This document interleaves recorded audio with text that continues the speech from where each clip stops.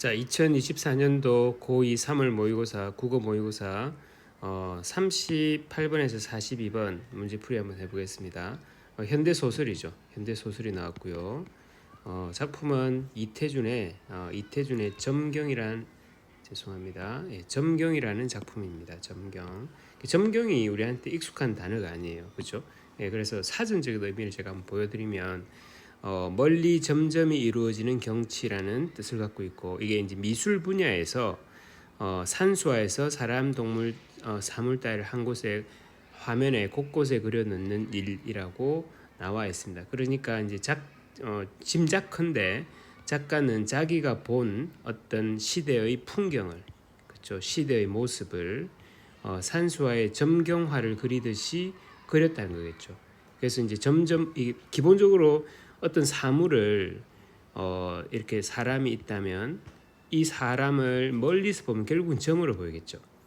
그렇죠? 그러니까 지금 등장 인물들이나 이런 사람들을 보면 이름이 나오지 않고 그냥 아이, 그 다음에 뭐 서양 사람은 장성처럼 키가 큰 사람, 이렇게 있는 그대로 마치 사물이 멀리서 보이는 것처럼 해서 일제강점기 1930, 40년대에 이를테면 돈으로 자본주의적인 세계관이 들어와 있는 상태에서 이 돈을 누릴 수 있는 사람과 누릴 수 없는 사람의 풍경화죠. 시대의 풍경화를 그렸다고 볼 수 있겠습니다. 자, 그러면 이제 내용을 간단히 보면 그 한 아이라고 서술자가 우리에게 전달하는 아이가 경성에 있는 백화점 진열장에서, 그러니까 이게 아마 1930년대인가 서울에 생긴 일제강점기에서 거의 이제 최초의 백화점 비슷한 것일 거예요. 그래서 백화점은 사실은 자본주의 꽃이죠. 그러니까 돈이 있으면 뭐든지 살 수 있는, 그걸 상징하는 것이잖아요. 그래서 이 백화점 앞에서 이 아이는 가난하고 헐벗은 아이입니다. 그 아이의 이제 그 이력도 간단하게 나오는데 자기가 물건을 살 수가 없죠. 그래서 이제 물건을 살 수 없다는 것을, 심지어 이제 물건 가격까지 이렇게 과자인데 되게 비싼 거죠. 살 수 없는데 이제 아이의 엄마가 떠오르는 겁니다. 지금 아이 형편은 이제 뭐죠? 자기가 학교에 진학을 못하고 6학년 진학을 못하고, 그 다음에 아버지가 돈이 없어서 뭐 뺨을 맞았고, 어머니가 돈이 없어서 치료를 받지 못하고 돌아가신 어머니, 그 어머니가 이제 이 상황에서 잠깐 보이는 거죠. 회상이겠죠, 그죠? 그리고 어머니가 자기를 돌봐주겠다는 그런 이제 약간 그리운 그걸 내면에서 듣고, 이제 그런데 실제로 어머니는 계시지 않고 전차 소리만 뿡 지나가는 서글픈 장면입니다. 그래서 이제 아이는 이제 그 백화점에서 자신이 물건이 살 수 없다는 걸 보고 가난한 자기를 확인시켜 주는 거죠, 독자들에게. 그리고 이제 장면이 바뀝니다. 그리고 아이가 자기가 지금 졌는지도 모르고 약간 절고 있다는 거, 사고가 났었거나 영양실조이거나 그럴 수 있겠죠.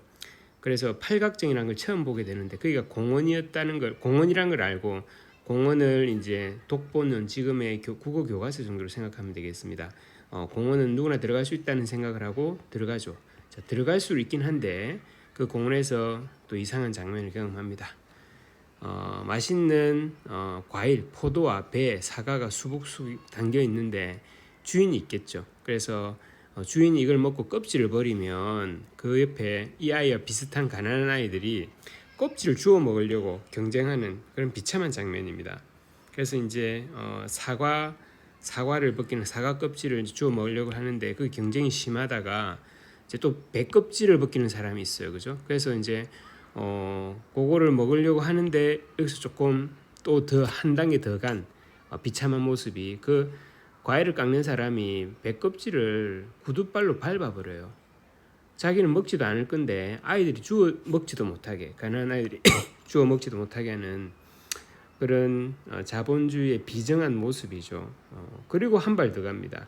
당시 이제 외국 사람이 우리나라에 들어오기 시작하잖아요, 그죠? 그래서 이 사람들 입장에서는 조선의 가난한 사람들이 조금 심하게 말하면 그냥 구경거리죠. 한 발 더 가면 유희의 대상입니다. 그래서 자기들 입장에서는 외국에 무슨 목적으로 왔는지 모르겠지만 당시 활동 카메라에 이걸 담아서 자기 고국에 가서 자기 가족들을 보여주겠죠. 저기는 저렇게 가난하더라. 뭘로 하나요? 돈을 가지고 동전을 던져놓고 가난한 아이들이 달라들어서 마치 짐승처럼 달라드는 그 모습을 활동 카메라를 여기서 기계의 눈알 렌즈를 이야기하시겠죠. 이걸로 이제 계속 비추는 겁니다. 촬영을 하는 거죠. 그래서 이제 그런데 이 아이는 그 기계의 눈알 카메라 렌즈가 자기를 쏠 때 왠지 무서움을 느낀다고 합니다. 어쨌든 이 아이도 돈을 보는 순간 본능적으로 저걸로는 뭔가를 살 수 있다. 그래서 비수 같은 의식이 스쳐서 자기도 달려드는 거죠. 자, 그런데 이 돈을 쫓아가는데 이제 아이들보다 훨씬 빠른 찌까다비 바르 임자라는 어른이 있어요. 그 사람이 돈을 먼저 차지하는데 이 사람의 목적이 뭔지 묘하게 나옵니다. 돈을 밟아버리죠. 돈을 밟아서 아이들이 죽지 못하게 하고 자기가 돈을 가지고 얼른 가는 게 아니고 그 돈을 던져서 이걸 촬영하고 있는 서양 사람을 노려봅니다. 그러니까 이제 이렇게 하는 것을 굉장히 싫어하는 거죠. 그래서 이제 그런 아주 우리가 지금은 볼 수 없는 조선의 가난했던 일제강점기 하에 조선도 아니죠. 조선 망했으니까 일제강점기 하의 비참한 우리 민족의 어떤 삶의 모습을 마치 멀리서 보는 점경화처럼 점경으로 묘사한 작품이라고 할 수 있겠습니다. 자, 문제 풀어볼게요. 39번입니다. 윗글에 대한 이해로 가장 적절한 것은 1번 서술자를 교체하여 사건을 새로운 국면으로 전환하고 있다. 서술자를 교체하는 것은 보이지 않습니다. 기본적으로 등장인물들이 아이, 그 다음에 어머니, 그 다음에 서양 장승 같은 서양 사람, 찌까다비, 바르 임자 전부 다 몇 인칭인가요? 3인칭이죠. 3인칭이고 기본적으로 전지적 작가 시점에 가깝습니다. 그죠? 근데 가끔 보면 이 아이가 느꼈음직한 심리를 그대로 드러내고 있어. 그럴 때 우리는 이런 말을 할 수 있습니다. 특정 인물의 심리와 의식에 초점을 맞추어 서사를 전개하고 있다. 그래서 서술자 교체는 당연히 아니고요.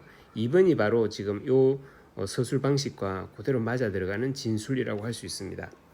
3번 서술자가 간접 인용을 반복적으로 활용하여 인물의 행적을 서술하고 있다. 자, 누가 무슨 말을 한 것을 이렇게 인용해서 말한다면 이런 말이 되겠는데 지금 보면 이게 간접 인용이라고 말하기는 어렵습니다. 이런 것들 직접 인용 그대로 되어 있죠, 그죠? 됐나요? 예.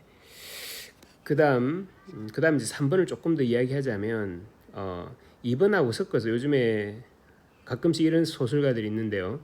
서술자의 말처럼 말해놓고 사실은 얘가 어떤 등장인물이 말한 것처럼 뒤에 덧붙이는 형식이 있어요. 그러면 이제 이런 말들이 적용이 되겠죠.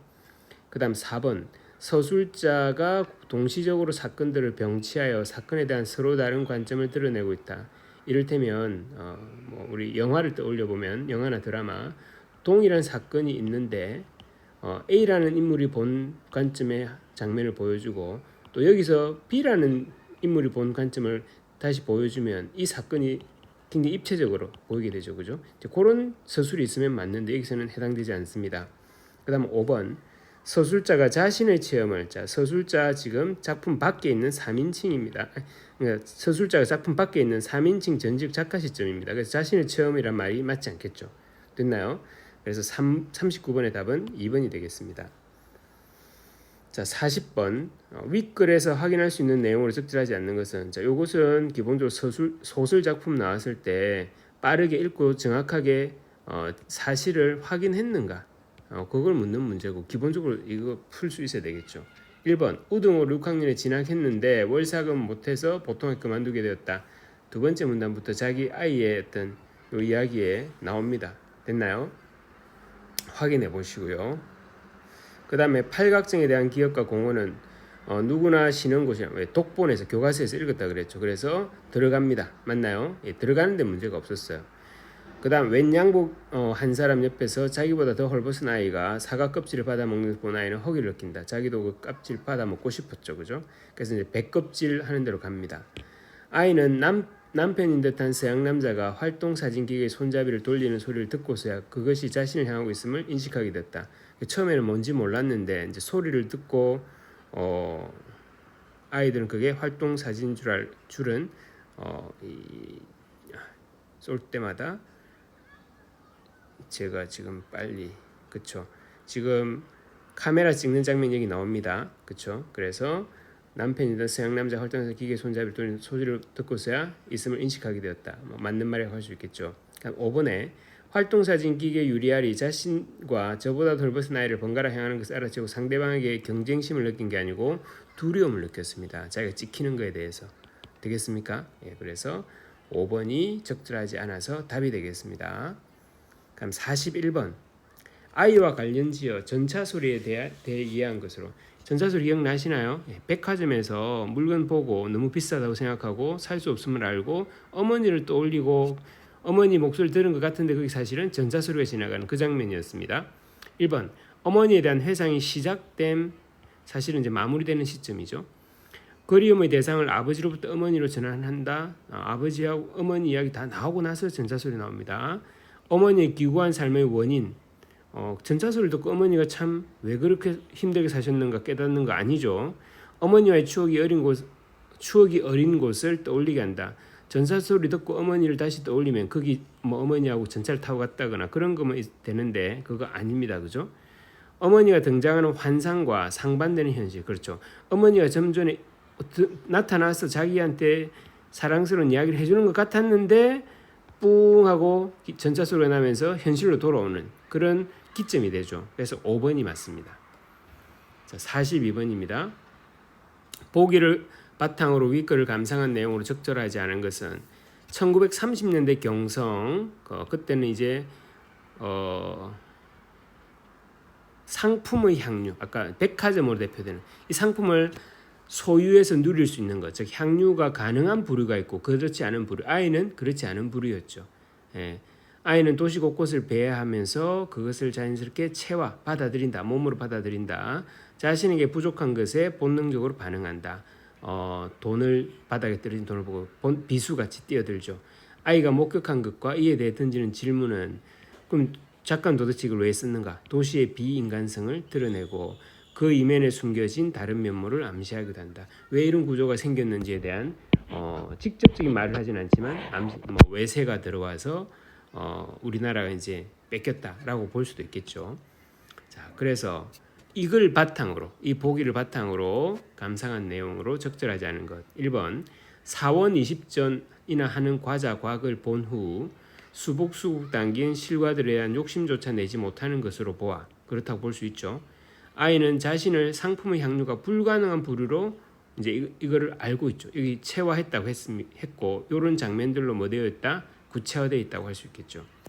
그 다음에 2번 아이가 바라던 배껍질을 8팔자 수염을 한 어른이 구둣발로 짓 이긴 것은 향유가 가능한 부류가 그쵸 그냥 버려도 되는데 다른 사람 먹게 그죠? 그렇지 못하는 부류 누리지 못하는 부류를 뭐 하는 거죠? 멸시하는 거고 그게 이제 도시에서 발달하는 도시의 비인간성 그걸 우리한테 환기시킨다. 맞겠죠? 3번 아이가 키가 장승 같은 서양 사람의 활동사진 기계 카메라를 보고 그들의 행복한 가족을 떠올리지 못하는 것은 이들 가족과 자신의 가족을 나누는 구분을 낯설게 여기기 때문이겠군. 그러니까 우리 가족과 그 가족이 구분하는 게 나는 어색해. 그래서 이 카메라를 가서 가족들한테 보여줄 거라는 걸 떠올리지 못한다. 그 뜻이 아니죠. 그러니까 이 사람들이 그런 연결고리로 고향에 가서 이걸 틀 거란 그런 상상 자체를 못하는 겁니다. 아이는 그렇죠. 그래서 이걸 그러니까 그들의 행복한 가족을 떠올리지 못하는 이유가 이런 이유가 아니다라는 이야기입니다. 됐나요? 그래서 3번이 적절하지 않습니다. 4번 배껍질 앞에서 주저하던 아이가 서양 여자가 던진 돈에 비수 같은 의식을 느끼면서 달려드는 것에서 아이가 자신에게 부족한 것에 본능적으로 반응한다. 맞죠, 그죠? 그 다음에 8팔자 수염을 한 어른과 찌까다비 바를 임자의 행동에 대해 아이가 제기한 질문은 두 인물의 행동이 표면적으로는 유사하나 의도는 서로 다름. 그러니까는 아이하고 그 더 헐벗은 아이들이 돈을 향해 달려가죠. 그런데 찌까다비 바를 임자도 달려가는데 이 아이는 돈을 주우러 갔는데 이 찌까다비는 발로 돈을 밟고 그 돈을 던진 서양인들을 노려봅니다. 그죠? 그러니까 끝까지 명확하게 밝히지는 않지만 뭔가 이유가 다르다. 그렇죠? 이 찌까다비 어른은 그 서양인을 사실은 이렇게 싫어하고 그런 행동 하지 말라는 경고를 하는 거죠. 됐나요? 그래서 42번에 3번입니다.